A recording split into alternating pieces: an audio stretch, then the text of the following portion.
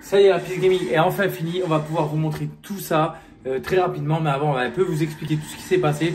Moi, je suis très content du résultat. Certains ont déjà pu avoir quelques notions sur des vidéos, des shorts, etc. qui ont été postés pour voir un petit peu le rendu.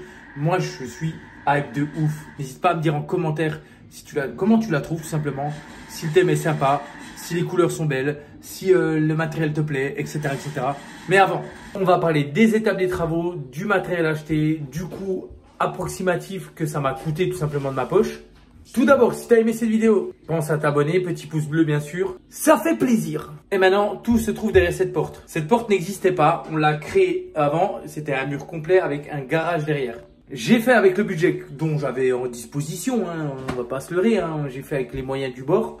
Ça m'a quand même coûté une blinde, mais j'avais vraiment envie d'être à l'aise à cet endroit. Je vous rappelle aussi que dans la PS Gaming, il y a une part d'impression 3D parce que je suis un gros fan de l'impression 3D. J'ai 3 imprimantes que j'ai mis là-dedans. Donc je peux vous dire que malgré tout, il fait chaud, mais on va encore s'adapter. Il y a encore des petits détails à faire.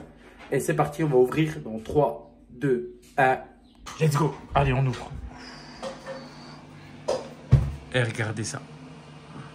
Voilà, on est dans la pièce gaming. C'est parti, je vous montre tout.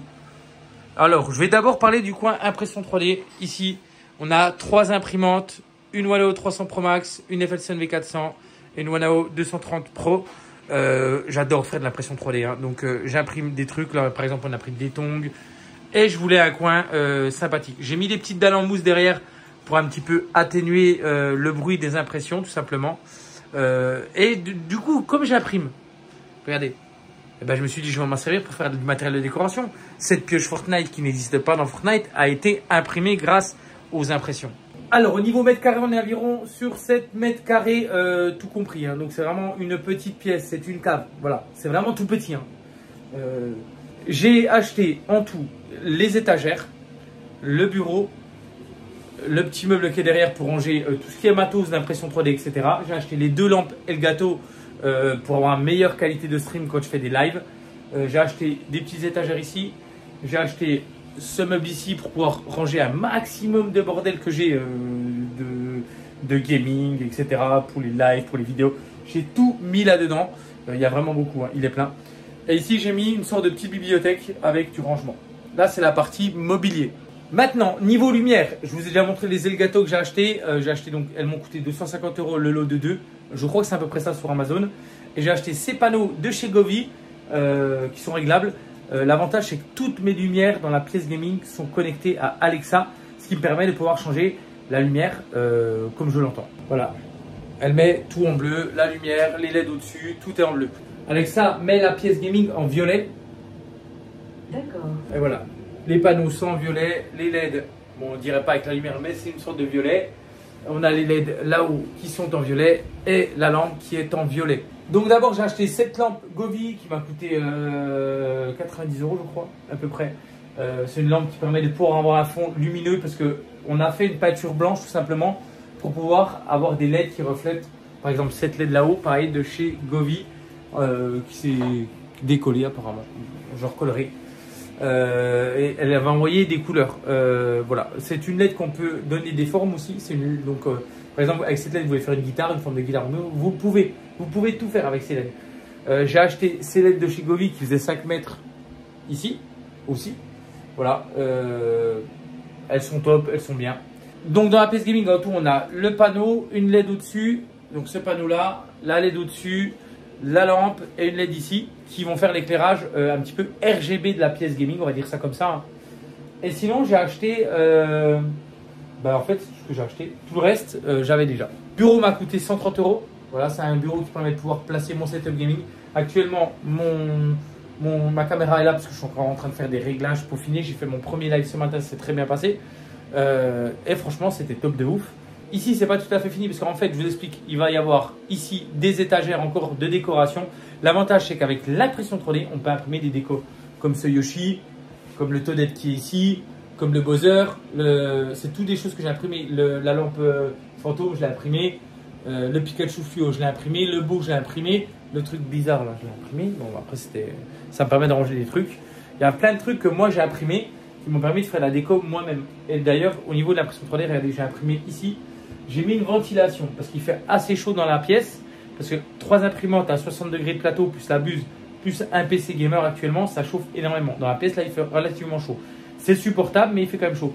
Donc, il fallait un système de ventilation ici. Donc, c'est une soufflerie qui évacue l'air vers l'extérieur.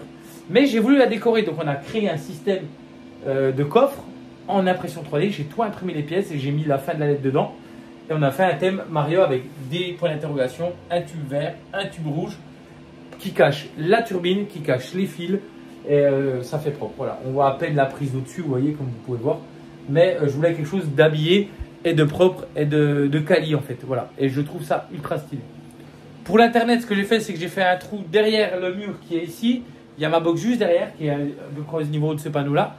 Et j'ai tiré un câble Ethernet qui passe derrière les murs, et il ressort. Vous le voyez ici, pour l'instant, il n'est pas encore rangé, parce que je vais encore mettre peut-être un truc de rangement pour le stream ici. C'est une petite pièce, hein, je vous rappelle, mais je voulais que ce soit une pièce tout équipée, tout simplement. Une sorte de cuisine équipée de la pièce pour pouvoir avoir accès à tout ce que j'ai besoin dans cette pièce au niveau de la pression, à tout ce que j'ai besoin dans cette pièce au niveau des lives. Donc au niveau des lives, franchement, la qualité est de ouf. Hein. On est passé sur une autre qualité parce que les lampes, le stream avec un Canon je sais plus quoi, IOCS Mark II.